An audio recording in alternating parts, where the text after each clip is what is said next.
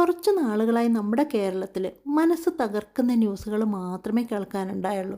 പീഡനം, ആത്മഹത്യ, കൊലപാതകം, സ്വന്തം കുടുംബത്തിലുള്ളവരെ തന്നെ കൊല ചെയ്യുക, ഇതൊക്കെയായിരുന്നു നമ്മൾ കേട്ടുകൊണ്ടിരുന്ന ന്യൂസ്. എന്നാൽ അതിൽ നിന്നെല്ലാം വ്യത്യസ്തമായി ഇന്നലെ തിരുവനന്തപുരത്ത് നിന്നൊരു വാർത്ത കേട്ടു. ആറ്റുകാൽ പൊങ്കാലയ്ക്ക് വരുന്ന ഭക്തർക്ക് അവിടെയുള്ള ഒരു പള്ളി, മണക്കാട് ജുമാ മസ്ജിദ് പള്ളി, ഒരുക്കിയിരിക്കുന്ന സൗകര്യങ്ങൾ, അതായത് ഹിന്ദുക്കൾ, മുസ്ലിങ്ങൾ, ക്രിസ്ത്യാനികൾ എന്നൊക്കെ പറഞ്ഞ് ഓരോരുത്തരും ഓരോ പ്രശ്നം ഉണ്ടാക്കുമ്പോൾ ഇങ്ങനെയുള്ളൊരു ന്യൂസ് ശരിക്കും അത്ഭുതപ്പെടുത്തി. ഏതായാലും ഈ ഒരു ന്യൂസ് മാധ്യമപ്രവർത്തകർ വന്ന് പിടിച്ച് എല്ലാവരിലേക്കും എത്തിച്ച് ഇത് കിട്ടാൻ വേണ്ടിയിട്ട് അങ്ങനെയൊന്നും ചെയ്തതല്ല. ഇത് വർഷങ്ങളായി ചെയ്തുകൊണ്ടിരിക്കുന്നത് ഇപ്പം നമ്മുടെ മുന്നിലേക്ക് എത്തിയെന്നേ ഉള്ളൂ. അത് എല്ലാവരും, അത് ക്രിസ്ത്യാനികളായിക്കോട്ടെ, എല്ലാവരും അങ്ങോട്ടും ഇങ്ങോട്ടും അവിടെ ഇതുപോലെ പൊങ്കാലയ്ക്ക് വരുന്നവർക്കെല്ലാം സൗകര്യം ഒരുക്കി കൊടുക്കുന്നു. എന്നാൽ ഈ പള്ളിയിൽ സ്ത്രീകൾക്കായാലും പുരുഷന്മാർക്കായാലും അതുപോലെ പോലീസുകാർക്ക്, ഫയറിൽ ജോലി ചെയ്യുന്നവർക്ക് എല്ലാവർക്കും സൗകര്യം ഒരുക്കിയിരിക്കുക. ആ പള്ളിയിലെ സ്ത്രീകൾ നമസ്കരിക്കുന്ന സ്ഥലം പോലും മാറ്റി വിട്ടിട്ട് പോലീസുകാർക്കും ഒക്കെ കൊടുത്തിരിക്കുക. അതുപോലെ വാഷ്റൂം യൂസ് ചെയ്യാൻ, ദാഹത്തിന് വെള്ളം. എന്തായാലും അവർക്കൊരു വിഷമം മാത്രം പറഞ്ഞു, ഇതൊരു പുണ്യമാസമായിപ്പോയി ഈ മാസം. ആ സമയത്താണ് ഈ പൊങ്കാല വന്നത്, അതുകൊണ്ട് തന്നെ ഭക്ഷണം കൊടുക്കാൻ പറ്റുന്നില്ലല്ലോ എന്ന്. റമദാൻ മാസത്തിൽ കഞ്ഞി ഉണ്ടാക്കുമ്പോഴും അങ്ങനെയൊക്കെ അവർ മാംസം ഉപയോഗിക്കുന്നത് കൊണ്ട് തന്നെ ഈ ഭക്തർക്ക് വ്രതം ഉണ്ടാവുമല്ലോ, അതുകൊണ്ട് തന്നെ അവർ പച്ചക്കറിയാണ് ഉപയോഗിക്കുന്നത് അവർക്കും കൂടെ വേണ്ടിയിട്ട്. എന്താ അല്ലേ, എന്തെല്ലാം സഹായങ്ങൾ ചെയ്തു കൊടുക്കുന്നുണ്ട്.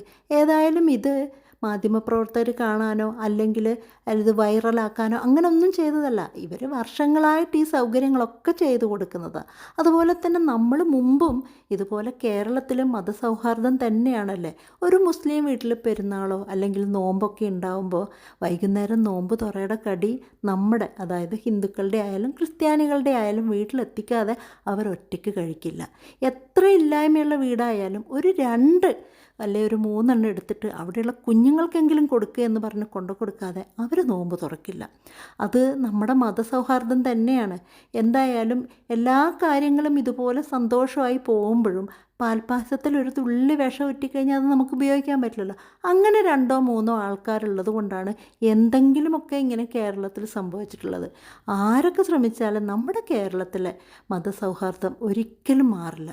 യു-പിയിലും അവിടെ ഇവിടെയൊക്കെ നമ്മൾ പലതും കേൾക്കുന്നുണ്ടെങ്കിലും ശരിക്കും പറഞ്ഞു കഴിഞ്ഞാൽ എന്തിനാണല്ലേ, എല്ലാവരും മനുഷ്യരല്ലേ. ഇപ്പം നമ്മൾ റോഡിൽ ഒരു ആക്സിഡൻ്റായി വീണ് കഴിഞ്ഞാൽ നമ്മളെ എടുത്തു കൊണ്ടുപോകുന്നത് ക്രിസ്ത്യനാണോ മുസ്ലിമാണോ ഹിന്ദു ആണോ എന്ന് നമുക്കറിയില്ല. നമ്മളെ വാരിയെടുത്ത് കൊണ്ടുപോകുന്നത് ഒരു മനുഷ്യൻ. അതുപോലെ തന്നെ നമുക്ക് എത്രയോ കുപ്പി ബ്ലഡ് വേണമെന്ന് പറയുമ്പോഴും ഇവരിൽ ആരാണ് ഹിന്ദു അല്ലേ മുസ്ലിം ക്രിസ്ത്യൻ എന്നൊന്നും നമ്മൾ അന്വേഷിക്കുന്നില്ല. അതുപോലെ ബോധമില്ലാതെ ഒരു ഓപ്പറേഷന് വേണ്ടി ഡോക്ടറുടെ ടേബിളിൽ കിടക്കുമ്പോൾ ഈ ഡോക്ടർ അല്ലെ അവിടെയുള്ള നഴ്സന്മാർ ഏത് മതത്തിൽപ്പെട്ടതാണെന്ന് നമ്മൾ നോക്കുന്നില്ലല്ലോ. അതുപോലെ തന്നെ ജീവിതത്തിൽ മുഴുവനും ഇവർ മുസ്ലിമാണോ ഹിന്ദുവാണോ ക്രിസ്ത്യാനിയാണോ എന്ന് നോക്കാതെ അവർ മനുഷ്യർ ക്രൂരത ചെയ്യുന്നവരെയൊക്കെ നമ്മൾ മാറ്റി നിർത്തുന്നുണ്ട്. അല്ലാതെ മതം പറഞ്ഞ് ആരെയും മാറ്റി നിർത്തരുത്. ഇതുപോലുള്ള ന്യൂസുകളൊക്കെയാണ് പുറത്ത് വരേണ്ടത്. അത് കേട്ടിട്ട് തന്നെ പുതിയ തലമുറ നമ്മുടെ മതം എന്താണ്, മതം എന്ന് പറഞ്ഞു കഴിഞ്ഞാൽ നമ്മൾ ജനിച്ച് വളർന്ന ഒരു മതം നമുക്കുണ്ട്. അപ്പോൾ ആരും അതിനെ വന്ദിക്കുക അല്ലാതെ നിന്ദിക്കാൻ പാടില്ല എല്ലാവരും. കാരണം എന്താണെന്ന് പറഞ്ഞാൽ എല്ലാവർക്കും അവരവരുടെ മതം വലുതാണ് എന്ന് വിചാരിച്ചിട്ട് അവരെ കളിയാക്കുക അല്ലെ ഇവരെ കളിയാക്കുക അങ്ങനെ ഒന്നും ചെയ്യാതെ പുതുതലമുറയും ഇതൊക്കെ കണ്ടുപഠിക്കട്ടെ. കാരണം ഇപ്പോൾ ഉള്ള ചില കുട്ടികൾ ഇങ്ങനെയുള്ള ക്രൂരതകളിലേക്കും ഇങ്ങനെയുള്ള കാര്യങ്ങളിലേക്കൊക്കെ പോകുമ്പോൾ ഇങ്ങനെയുള്ള നല്ല നല്ല ന്യൂസുകൾ വന്ന് അവരും കൂടി കാണട്ടെ. അവർ വളരുമ്പോൾ ഇതിനേക്കാൾ മനോഹരമാക്കിയൊരു കേരളമാക്കി മാറ്റട്ടെ.